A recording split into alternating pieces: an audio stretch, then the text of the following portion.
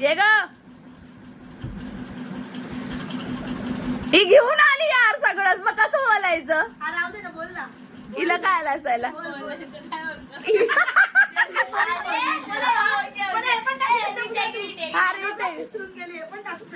आपण काय बोलायचं होतं? चालूच होता व्हिडिओ.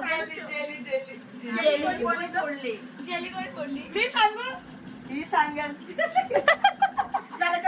मी सांगू आणि माझा घ्या ना. एक मिनिट चालू कर. मी सांगू, मीच सांगेल. मला माहित नाही.